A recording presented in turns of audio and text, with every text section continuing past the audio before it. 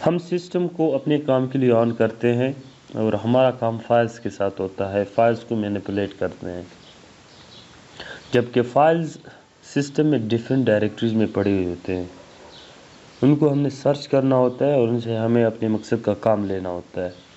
आज के चैप्टर में हम अपने फाइल सिस्टम को सर्च कैसे करेंगे या नेविगेट कैसे करेंगे ये सीखेंगे। इस चैप्टर में हम 3 तरह के कमांड को इंट्रोड्यूस कर रहे हैं। पहला कमांड है ls, दूसरा है pwd और तीसरा है cd कमांड। लेकिन इन कमांड को यूज़ करने से पहले हमें अपने फाइल सिस्टम ट्री को अंडरस्टैंड करना है। फाइल सिस्टम ट्री का मतलब है कि इन ऑर्गेनाइज्ड कलेक्शन ऑफ डायरेक्टरीज, सब directories and files. Unix family of operating system जैसे कि लिनक्स हो गया, ये जिस फाइल सिस्टम ट्री को यूज़ करते हैं उसे हायरार्किकल डायरेक्टरी स्ट्रक्चर कहते हैं। मतलब इसका ये है कि इसमें जितनी भी डायरेक्टरीज होते हैं या सब डायरेक्टरीज होते हैं उनका एक ही मेन डायरेक्टरी होता है जिसे रूट डायरेक्टरी कहते हैं।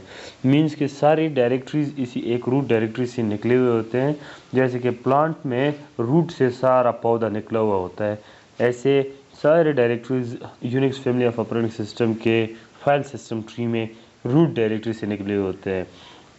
दूसरी साइड पे विंडोज़ के जो ऑपरेटिंग सिस्टम है वो भी सेम स्कीम यूज़ करता है, लेकिन विंडोज़ और लिनक्स में या Unix family of operating system के फाइल सिस्टम ट्री में फ़र्क सिर्फ इतना है कि विंडोज़ के साथ जितनी भी माउंटेड स्टोरेज डिवाइसेस होते हैं जैसे कि C drive, D drive, E drive या एक्सटर्नल हार्ड डिस्क, उनके लिए विंडो अलग अलग से एक फ़ाइल सिस्टम ट्री को मैनेज कर रहा होता है।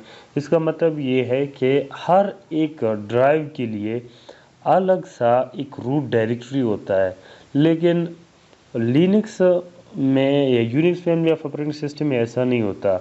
जितनी भी माउंटेड डिवाइसेस आपकी डिवाइस के साथ अटैच हुए हों, आपकी डिवाइस पे माउंट हुई हों, उन सब के लिए एक ही रूट डायरेक्टरी होता है। जब कभी हम टर्मिनल इम्यूलेटर को ऑन करते हैं तो बाय डिफ़ॉल्ट हमारी जो पोजीशन है, लोकेशन है या करंट वर्किंग डायरेक्टरी है वो करंट यूज़र की होम डायरेक्टरी सेट हुई होती है। अगर आपने करंट वर्किंग डायरेक्टरी को प्रिंट करना है, उसके पाथ नेम को प्रिंट करना है, तो उसके लिए एक कमांड है pwd command. pwd is short for print working directory. ये कमांड आपको आपकी करंट वर्किंग डायरेक्टरी का, आपके करंट पोजीशन का पाथ नेम प्रिंट करके दे देता है। जैसे कि यहाँ पे मुझे पाथ नेम प्रिंट करके दे रहा है कि आप काली यूज़र के होम डायरेक्टरी में है, तो ये काली यूज़र के होम डायरेक्टरी का पाथ नेम है। पाथ नेम क्या चीज़ होता है? पाथ नेम पाथ होता है, राउट होता है आपकी करंट पोजीशन का। तो पाथ नेम दो तरह के होते हैं, एक होता है एब्सोल्यूट पाथ नेम, एक होता है रिलेटिव पाथ नेम। ये जो आपको नज़र आ रहा है ये एब्सोल्यूट पाथ नेम है। हम एब्सोल्यूट और रिलेटिव पाथ नेम की बात जब cd कमांड का जिक्र करेंगे तब इसको थोड़ा सा और ज़्यादा एक्सप्लेन करेंगे। अब आपको पता चल गया कि आप काली यूज़र के होम डायरेक्टरी में हैं।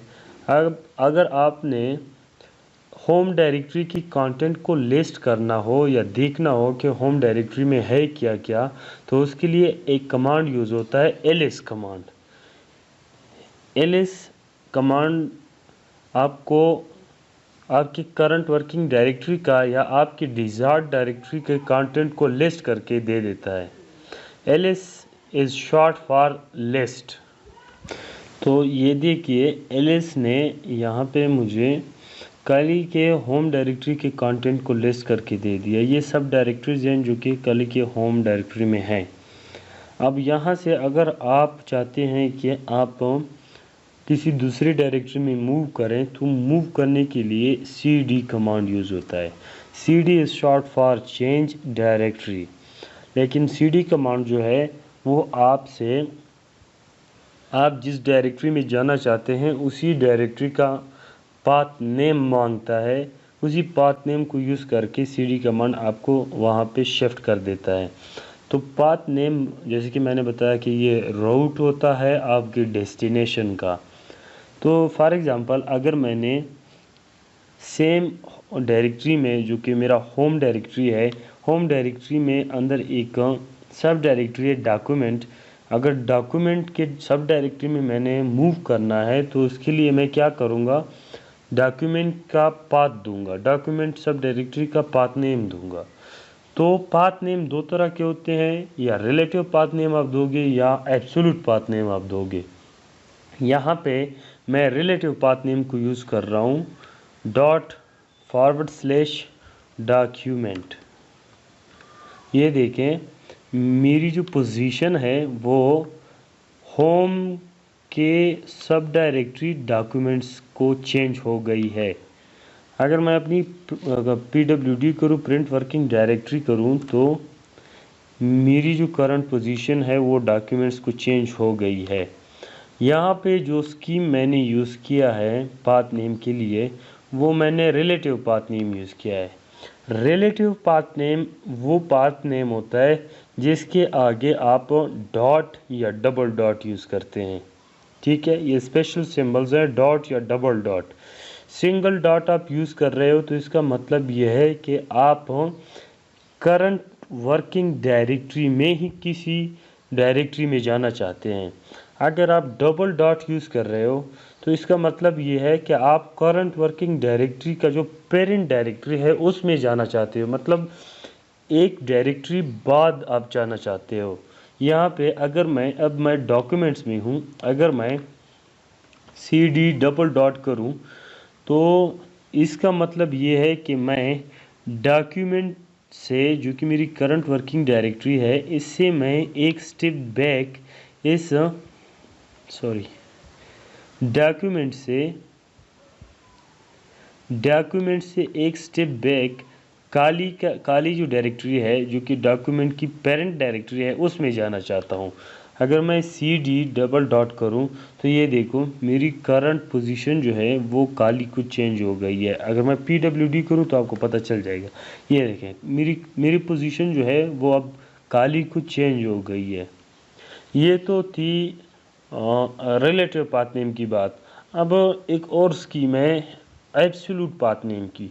एब्सोल्यूट पाथ नेम जो है वो कंप्लीट पाथ नेम आपने देना होता है। इसमें कोई आप single dot double dot use नहीं करते, आपने पूरा पाथ देना होता है रूट डायरेक्टरी से लेके आपके डेस्टिनेशन डायरेक्टरी तक। जैसे कि ये एक पाथ है, रूट डायरेक्टरी से स्टार्ट हो रहा है, फॉरवर्ड स्लैश जो है, लीडिंग फॉरवर्ड स्लैश जो होता है वो रूट डायरेक्टरी को ज़ाहिर करता है। यहाँ से ये पाथ नेम जो है वो आप वो रूट डायरेक्टरी से स्टार्ट होता है, उसके बाद होम डायरेक्टरी से होता हुआ काली यूज़र से, फिर उस काली यूज़र के डॉक्यूमेंट सब डायरेक्टरी तक आता है। ये जो पूरा पाथ नेम है ये आपके पास रिलेटिव पाथ नेम है।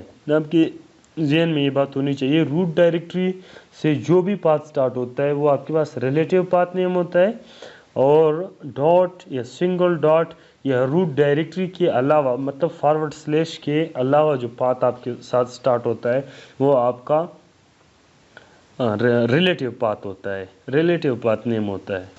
अब अगर मैं स्क्रीन को क्लियर करूं, क्लियर कमांड को यूज़ करके, और अपनी जो करंट पोजीशन है, करंट वर्किंग डायरेक्टरी है, उसको प्रिंट करूं PWD, तो यहाँ से आपको पता है कि मैं इस वक्त काली यूज़र में हूँ। और अगर मैं काली यूज़र के होम डायरेक्टरी के कंटेंट को लिस्ट करूं तो ये देखो ये लिस्ट मेरे पास काली यूज़र का आ गया।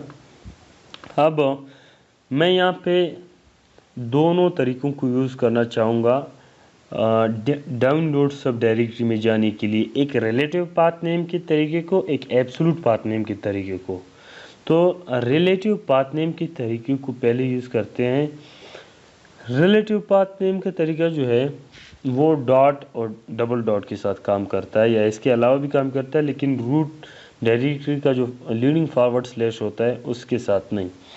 तो अगर मैं यहाँ पे CD टाइप करूँ और उसके बाद सिर्फ डाउनलोड लिखूँ, DOWN डाउनलोड, तो ये मुझे डाउनलोड सब डायरेक्टरी में शिफ्ट कर रहा है। अगर मैं अपनी करंट पोजीशन को प्रिंट करूं, ये देखो इस वक्त मेरी जो करंट पोजीशन है वो डाउनलोड सब डायरेक्टरी में है। ठीक है, अब मैं रिलेटिव पाथ नेम को फिर से यूज़ कर रहा हूँ बैक जाने के लिए, एक डायरेक्टरी बैक जाने के लिए। तो एक डायरेक्टरी बैक जाने के लिए मैं cd स्पेस डबल डॉट करूँगा और मैं डाउनलोड का जो पेरेंट डायरेक्टरी है उसमें चला जाऊँगा, जो कि है काली। ये देखो इस वक्त मैं काली में हूँ। ये तो थी बात रिलेटिव पाथ नेम की। अब ये ही सेम काम मैं एब्सोल्यूट पाथ नेम के थ्रू भी कर सकता हूँ। तो एब्सोल्यूट पाथ नेम के थ्रू मैं कैसे करूँगा? जैसे कि मैंने बताया है कि एब्सोल्यूट पाथ नेम अगर आपने देना है तो आपने रूट डायरेक्टरी से पूरा पाथ आपके डेस्टिनेशन डायरेक्टरी तक देना होता है। तो